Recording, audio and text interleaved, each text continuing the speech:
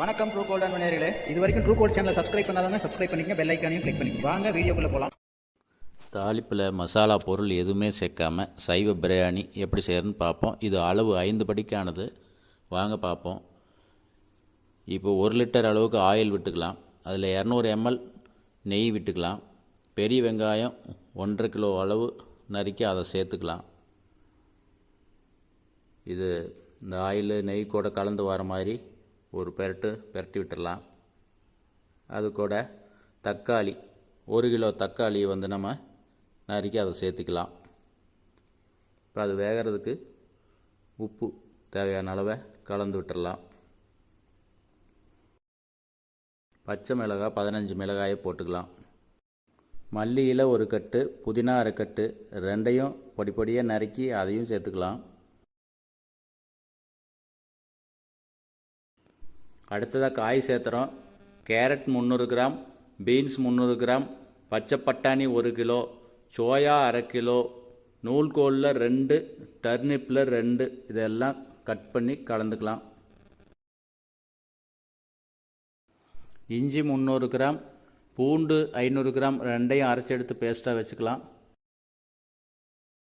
இப்போ அரைச்சி எடுத்த இஞ்சி பூண்டு பேஸ்ட்டை இது கூட சேர்த்துடலாம். சேர்த்து விட்டு நல்லா கலந்து விட்டு பச்சை வாசம் போகிற அளவுக்கு அதை அப்படியே வேக விடலாம். இப்போ அது கூட 5 லெமன் பிழிந்து அது கூட சேர்த்தலாம். இது அடிப்பிடிக்காமல் இருக்க கொஞ்சம் தண்ணி விட்டுக்கலாம். தேவையான அளவு உப்பும் போட்டுடலாம். இந்த மசாலா 6 ஸ்பூன், மல்லித்தூள் 2 ஸ்பூன், ரெண்டையும் சேர்த்துக்கலாம். வரமிளகாய்த்தூள் 6 ஸ்பூன் சேர்த்துடலாம். இது எல்லாமே நல்லா கலந்து வர அளவுக்கு பெரட்டி விட்டுட்டு இந்த காய் வேகிறதுக்கு தண்ணி விட்டுக்கலாம். இந்த காய் வேகிறதுக்கு விடுற தண்ணியும் அளந்து எடுத்து வச்ச தண்ணியில் தான். வீட்டு அரிசினா 1 படி அரிசிக்கு 2 லிட்டர் தண்ணி, பாசுமதி அல்லது சீரக சம்பா அப்படின்னா உங்களுக்கு 1 லிட்டர் 1 படிக்கு 1.5 லிட்டர் தண்ணி கொடுத்தா போதும். இப்போ இது வீட்டு அரிசியிலேயே செஞ்சதுனால இந்த தண்ணி சுண்டி வரும்போது 1 படி அரிசிக்கு 2 லிட்டர் தண்ணி, அந்த அளவுக்கு தண்ணி சேர்த்துக்கலாம். அரிசியை இது கூட சேர்த்துடலாம்.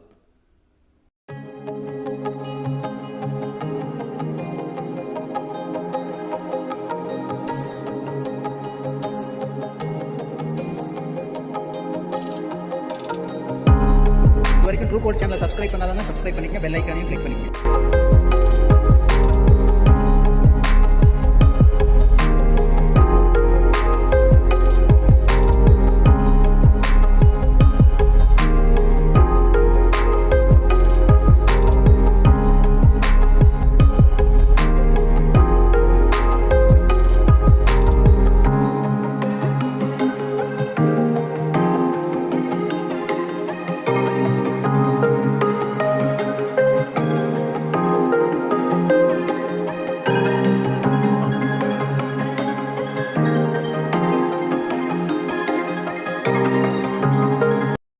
நல்லா வெந்து சதுன்னு வந்ததும் தோசைக்கல்லை அடியில் வச்சு இந்த பாத்திரத்தை மேலே வச்சுக்கலாம்.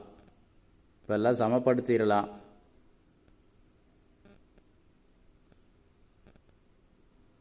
அதுக்கு மேலே ஒரு நியூஸ் பேப்பரை வச்சிடலாம். அது மேலே தட்டு வச்சு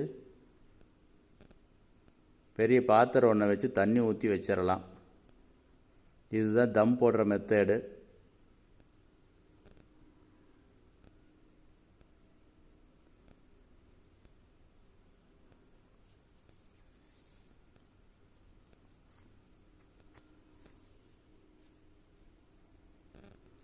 இப்போ தம்மை எடுத்தாச்சு. பிரியாணி ரெடி ஆயிடுச்சு. எல்லாமே நல்லா அடி பக்கம் இருந்து எல்லாமே மேலே வர மாதிரி நல்லா கலந்து விட்டுடலாம். கலந்து விட்டு 5 நிமிடம் அப்படியே விட்டுடலாம். பிரியாணி சூப்பராக ரெடி ஆயிரும். நீங்களும் செஞ்சு பாருங்கள்.